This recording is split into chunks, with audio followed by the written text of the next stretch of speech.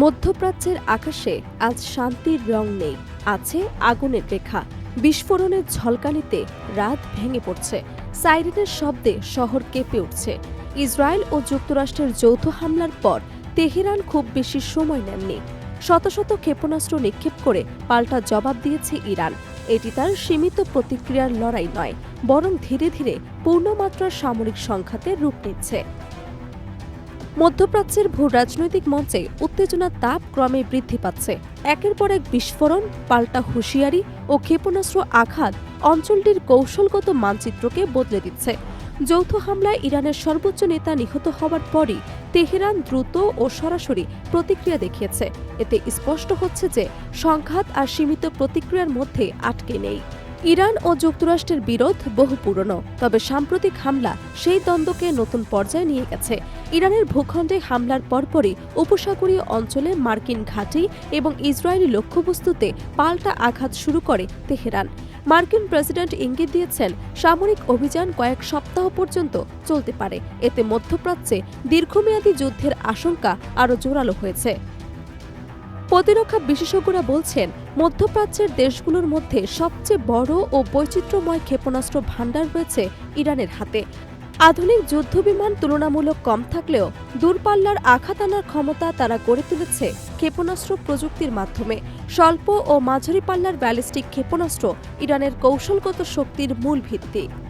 স্বল্প পাল্লার ক্ষেপণাস্ত্র দ্রুত প্রতিক্রিয়ার অস্ত্র হিসেবে ব্যবহৃত হয়। প্রায় ১৫০ থেকে ৮০০ কিলোমিটার পাল্লার ক্ষেপণাস্ত্র নিকটবর্তী সামরিক স্থাপনায় আঘাত আনতে সক্ষম। একযোগে বিপুল সংখ্যক ক্ষেপণাস্ত্র নিক্ষেপ করলে প্রতিপক্ষের আকাশ প্রতিরক্ষা ব্যবস্থা চাপে পড়ে এবং প্রতিরোধের সময় উল্লেখযোগ্যভাবে কমে যায়। সাম্প্রতিক পাল্টা হামলায় এই কৌশলই ব্যবহৃত হয়েছে বলে ধারণা করা হচ্ছে। মাঝারি পাল্লার ক্ষেপণাস্ত্র ইরানের কৌশলগত শক্তির মেরুদণ্ড।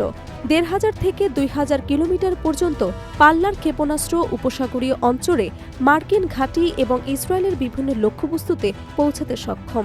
এতে আঞ্চলিক সামরিক ভারসাম্য নতুনভাবে হিসেবের মুখে পড়েছে।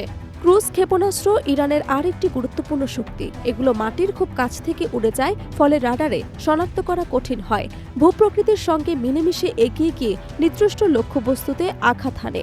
কিছু দীর্ঘপাল্লার ক্রুজ ক্ষেপণাস্ত্র প্রায় ২৫০০ কিলোমিটার দূর পর্যন্ত পৌঁছাতে সক্ষম। ব্যালিস্টিক ও ক্রুজ ক্ষেপণাস্ত্র একসঙ্গে ব্যবহার করলে প্রতিপক্ষের আকাশ প্রতিরক্ষা ব্যবস্থার উপর অতিরিক্ত চাপ সৃষ্টি হয়।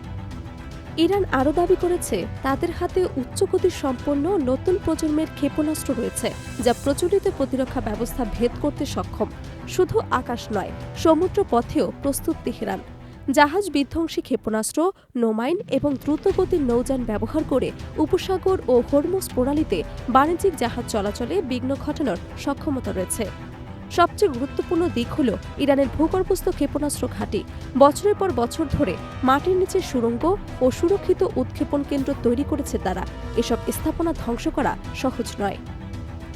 ফলে দীর্ঘমেয়াদী সংঘাতেও পাল্টা হামলা চালিয়ে যাওয়ার ক্ষমতা ধরে রাখতে পারবেন তেহরান।